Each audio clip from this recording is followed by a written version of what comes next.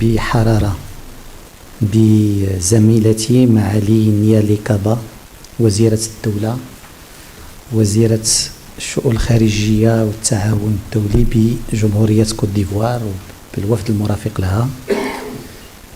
هذه أول زيارة كتقوم بها معالي الوزيرة بهذه الصفة إلى المملكة المغربية، وهي زيارة اللي كانت جد مثمرة. علاقتنا الثنائية هي علاقة نموذجية بين المغرب وكوت ديفوار برعاية من جلالة الملك محمد السادس نصره الله وأخيه فخامة الرئيس ألاسان واتارا رئيس جمهورية كوت ديفوار. كنا كنعرفوا المكانة اللي عند جمهورية كوت ديفوار عند جلالة الملك من خلال الزيارات المتعددة اللي قام بها جلالة الملك إلى كوت ديفوار. كانت إشارة قوية إلى المكانة الخاصة اللي كيعطيها جلالته لهذه العلاقة الثنائية. 7 زيارات ثنائية، العديد من الاتفاقيات اللي كتناهز 100 اتفاقية ثنائية اللي عندنا، مجموعة من المشاريع المهيكلة اللي كتربط البلدين في كل المجالات، في مجال الصناعي، في مجال العقاري، في مجال البنية التحتية، في المجال الأمني. يعني كوت ديفوار كانت دائما هي الوجهة الاستثمارية الأولى للقطاع الخاص المغربي في القارة الإفريقية، وبالتالي فهذه العلاقة هي العلاقة المرجعية بالنسبة للعلاقات المغربية الإفريقية من خلال آليتها، من خلال الفاعلين ديالها، أو لا من خلال المضمون ديالها. ما كاينش شي علاقة أقوى ولا أكثر تنوع من العلاقة المغربية الإيفوارية، واللي بحال اللي قلت كل الفاعلين كيلعبوا فيها واحد الدور أساسي. كانت مناسبة كذلك باش نهني باسم المملكة المغربية وباسم جلالة الملك كوت ديفوار على نجاح الاستحقاقات الانتخابية الأخيرة، واللي شكلت حلقة أخرى في مسار الاستقرار والتنمية اللي كتشهد جمهورية كوت ديفوار في السنوات الأخيرة بقيادة فخامة الرئيس ألاسان واتارا. تحدثنا كذلك على كيفية في إطار هذه الدينامية الثنائية أننا نفعلوا بعض الآليات. اللجنة المشتركة يلا اجتمعت السنة الماضية كنظن في مدينة العيون، واليوم خصنا نحضروا للدورة المقبلة اللي غادي تكون في كوت ديفوار. كاين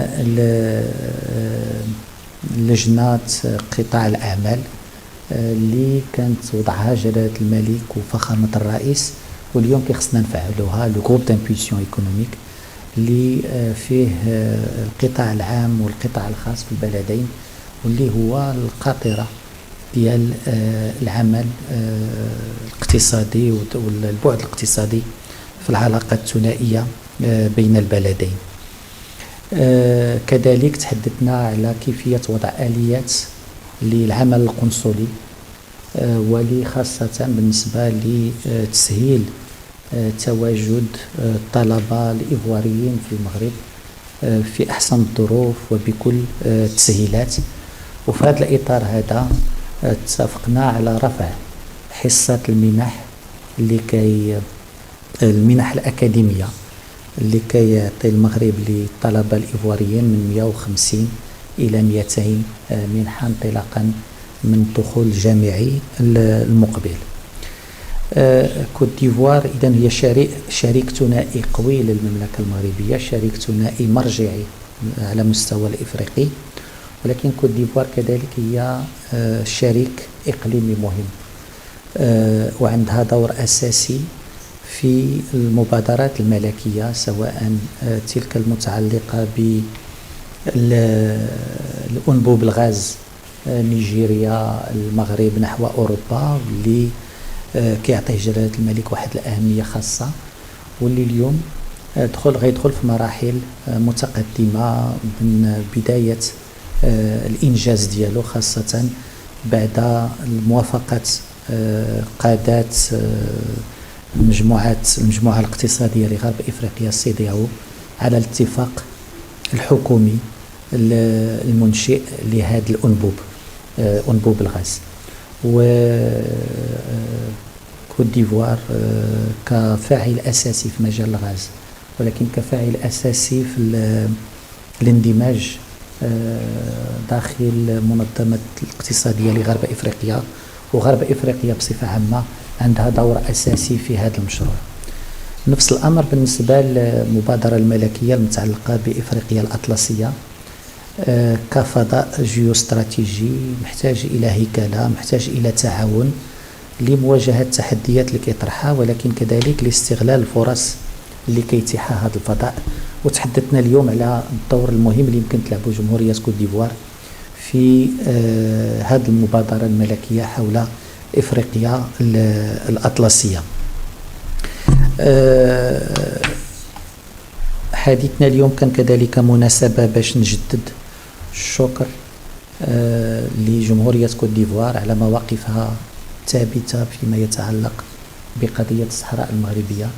كانت دائما كوت ديفوار شريك وحليف للمغرب في هذه القضية الوجودية بالنسبة للمغرب، والقضية وهذا الموقف اللي كان دائما كيحظى بترحيب وبتقدير من قبل جلالة الملك ومن قبل الشعب المغربي وقواه الحية.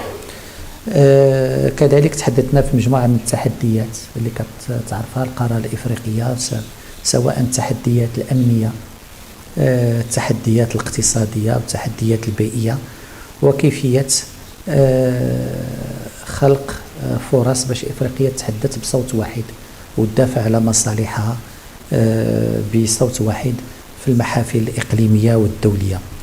إذن هاد الزيارة الأولى لمعالي الوزيرة كانت زيارة ناجحة بكل المقاييس، وكانت على هامش الاجتماع الثاني لحفظ السلام في الفضاء الفرنكوفوني، ولكن استغليناها باش تكون أول لقاء ثنائي بيننا منذ تعيين معالي الوزيرة، وباش نوضعوا الخطوات المقبلة للعلاقة الثنائية كما قلت، انطلاقا من توجيهات جلالة الملك محمد السادس وفخامة الرئيس علاسان وطارا. مرة أخرى شكرا معالي الوزيرة على هذه الزيارة، وشكرا على انخراطك الشخصي في تعزيز العلاقة الثنائية في كل أبعادها. شكرا.